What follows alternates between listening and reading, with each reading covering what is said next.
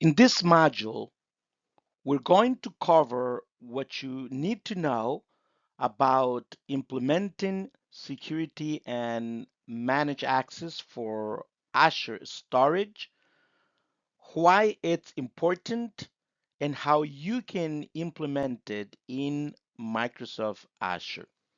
Let's get started. I am CEO Rodriguez. After completing this module, you'll be able to one, configure a storage account security settings, including secure transfer, minimum transport layer security TLS, and anonymous access controls.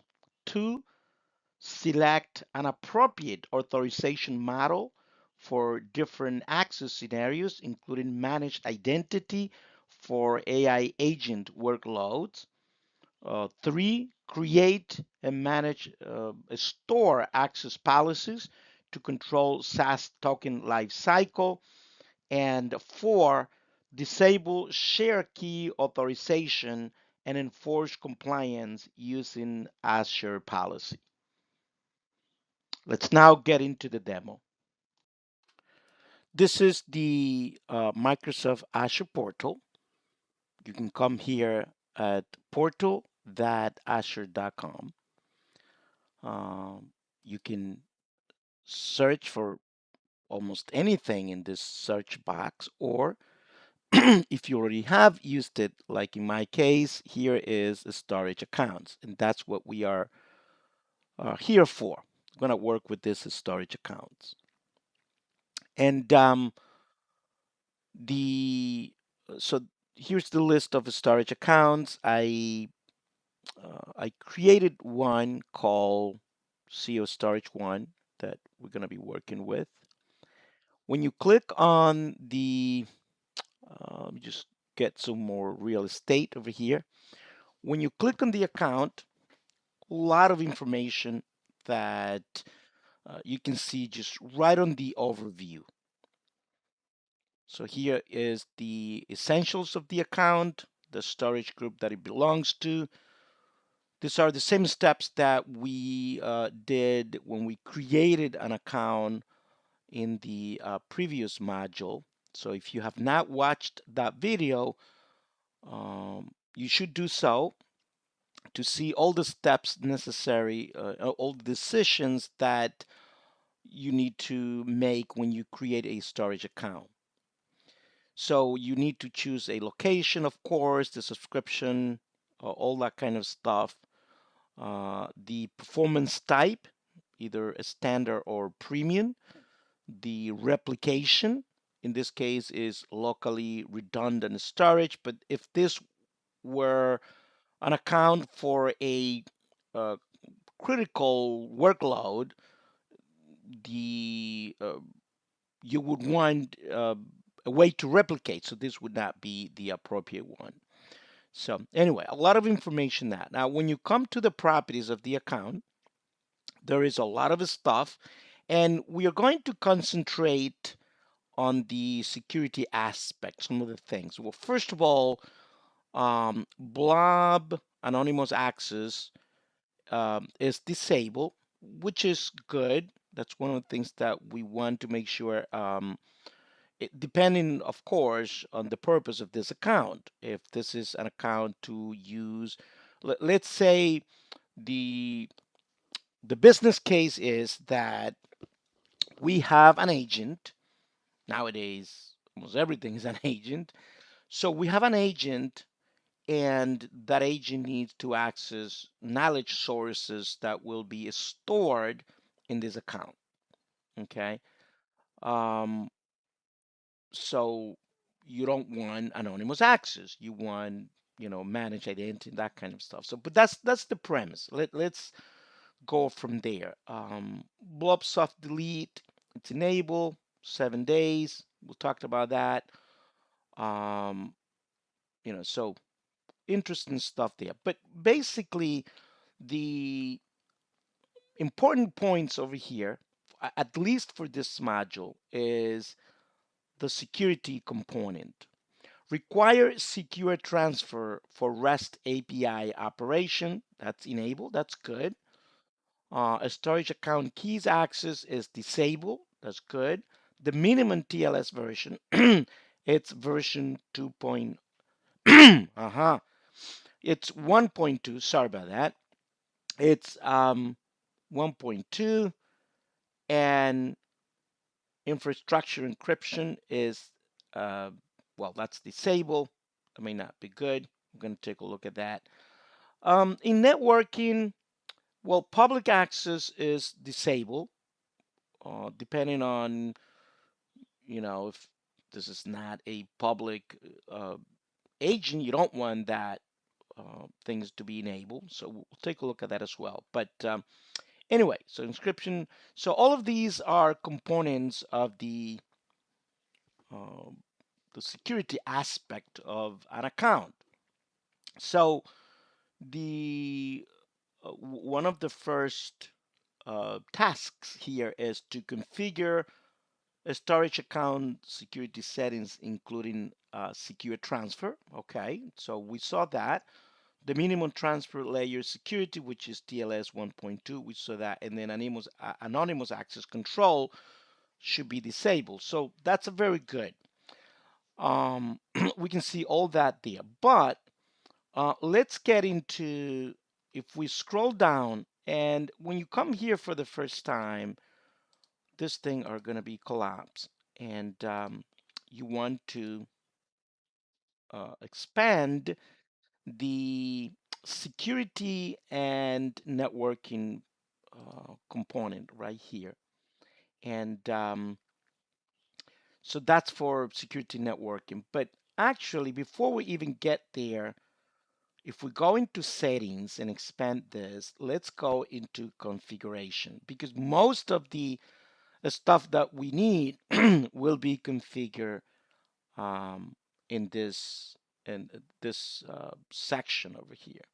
Okay, so let's start with the account kind, and this is important because depending on the account, some features may or may not be available, including security features, right?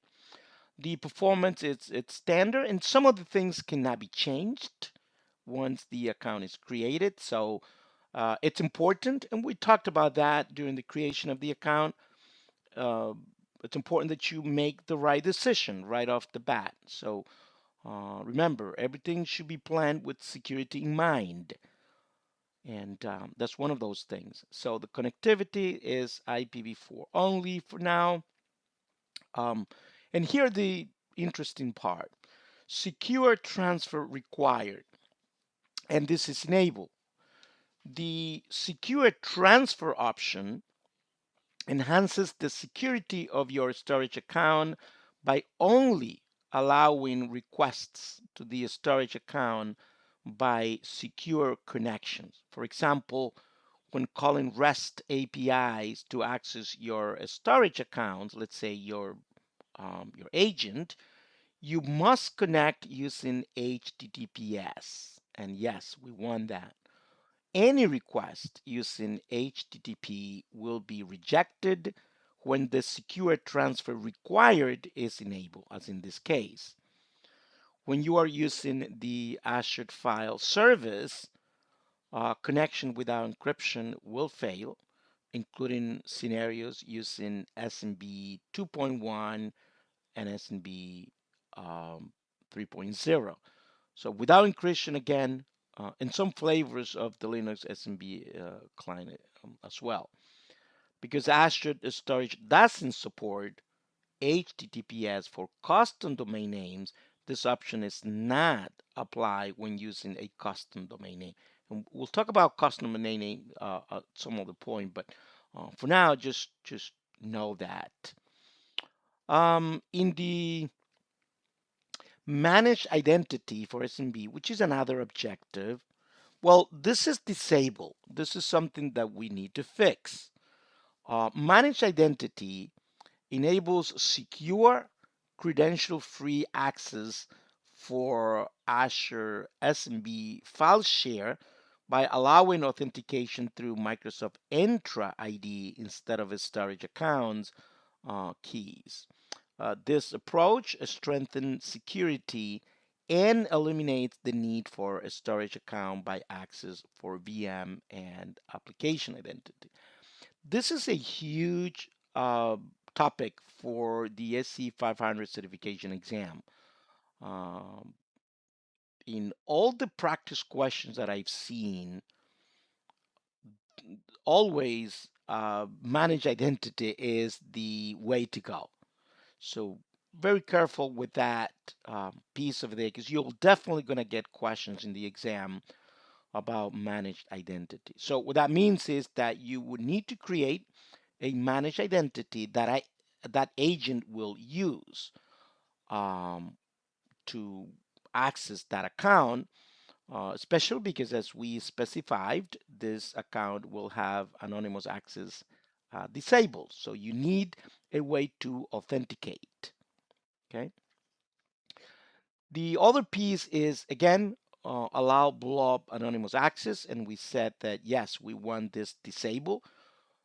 When allow blob anonymous access is enabled, one is permitted to configure container ACLs to allow anonymous access to blobs within the storage account. When disabled, no anonymous access to blobs within the storage account is permitted, regardless of the underlying ACL configuration. Important to know that. The other piece is allowed storage account keys, and this is disabled. And again, um, in most cases, you do not want to use account keys. That's why you have that managed identity. When the allowed storage account key access is enabled, any requests to the file account that are authorized with share key, including shared access signature SAS, will be denied. Okay. Allow upper limit for share access signature SAS expiry interval. And what this means is that when a SAS token with an expiry interval that exceeds the upper limit is used, um, that usage is logged or blocked. And if you want to learn more about that, then you can do that. But I doubt that you're going to get anything like that in the exam. Now, if you are an administrator and a storage administrator, then yes, you need to go deep into those things there. Default to Microsoft Entra authorization in the Azure portal. This is huge. And this is disabled. This is something that we would need to change. So when this property is enabled, the Azure portal authorizes requests to blobs, files, queues, and tables with Microsoft Entra ID by default. And so we already talked about this minimum TLS version, which is set at, and actually that's the only Microsoft already removed the ability to use anything um, below version 1.2. So there's nothing to worry about that here. So you don't need to set anything because that's already set for you. Permitted a scope for copy operations. When you see something that says in preview, it means that it's not general available yet, or what it's called as GA. This is in preview, so it's not open to the public yet. So, and I wouldn't worry about these things for now, especially for the exam, because again, you're not going to get any question on the exam with previous features because those features are not available to the public yet, right? This is the blob storage tier. The default is hot, depending on what this is used for. Again, this is not related to security per se, but it's important to understand those things over there. All right, so we looked at most of the stuff that we came here for, right? The first objective, again, was the secure transfer with TLS. That's there. Then select an appropriate authorization model for we can choose a managed identity right from here. Create and manage a store access policies to control SaaS token lifecycle. Okay, so what is this about? Let's go into so let's open this up and let's look at a couple of things in here that are required for this. Um, some data protection. Let's see what's here. I don't think that there's nothing here that is related to the objectives. We're going to come to all of these, but we were talking about access keys, and this is the access keys that we were talking about. We don't want to use access keys, but this is where they are. In the container, so as I said originally, when you create a storage account, that storage account can hold blob files.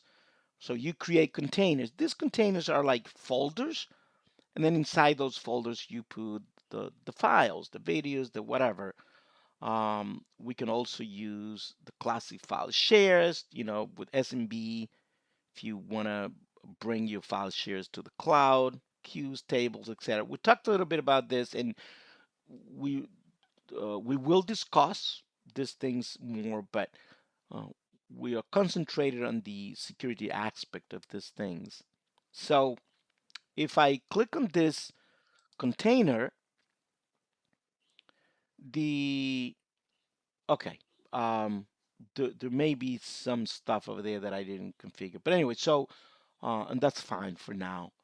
But we are talking about in the settings. We were talking about this share access tokens, okay, and there are account keys and user delegation token. In this case, this is the only one available because of the type of files. But this access tokens will give you either read, add, create, you know, you name it. Um, a whole bunch of stuff depending on, what is it that you need to do here, right? And so you could set a time, if someone or you are working with an experiment or you want to control, you just want to give this agent access to, remember that we are working with an agent that they need access to storage over here. And you can control the time. You say, well, let me give it time from this to that. We are experimenting, we're trying. So you can give the range of time that you could access this, and you could also say, well, only allow this from a specific IP address. If you have any issues and you want to troubleshoot, maybe you want to change to both HTTPS and HTTP, but in most cases, you just want that. And then you click on generate the SaaS token URL. And because I don't have permission there, it will fail. But anyway, so once you do that, then it will generate um, that access token. So that's what that is talking about there. In terms of the access policies, you could also create some access policies over here, what is called a store access policies, right? Um, Actually, there's a warning here. It says authorization with share key is disabled for this account. Any requests that are authorized with share key, including the share access token SaaS, will be denied. Okay, that's because I have that disabled. But immutable blob storage. So user defined policy applies to a container for retaining the data in all blobs in the container in a non-modifiable and delete protected state. So choose one policy at a time. Retention policy changes may require some of the time for the effect to take, blah, blah. So basically, when you create a policy, and there are two type of policies. One, it's called a legal hold. So let's say that this agent does something weird, and we need to retain the data that the agent is accessing. So there is a legal, there's a court order to do that. So that's what the legal hold would be there. In some cases, you could also choose, depending on the policy. Well, actually, it's one at a time. So I already have a time-based retention.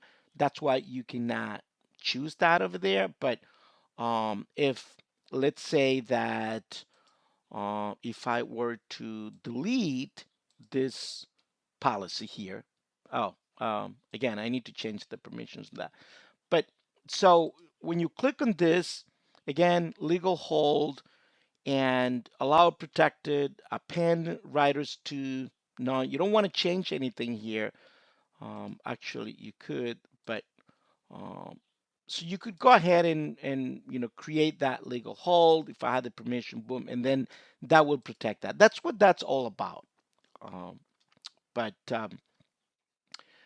we're not there yet. We're gonna come back over here for other things, but for now, those are the things that we need to. So the objectives that we came here for, there's only one that that we need to go and take a look at. It's using Azure Policy in compliance for some of these things, like to disable share key authorization, for example. It says to use. So let's see what's in Azure Policy when it comes to accounts. Um, Again, if you have not watched my tutorial on Azure Policy, there is a whole module on how to prevent stuff using Azure Policy. If you have not watched that video, then you go back and do that. But when we look at the definitions, and we can search, so let's see what's available for storage. So these are all the stuff that we can apply. And let's see, enable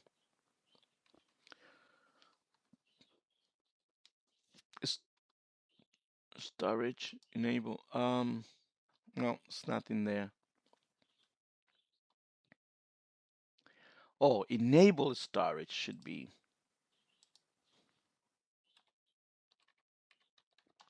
Let's see. Huh, not in there either. Okay. Anyway, so sometimes you don't. I don't believe that there is um a a policy to disable the share key authorization.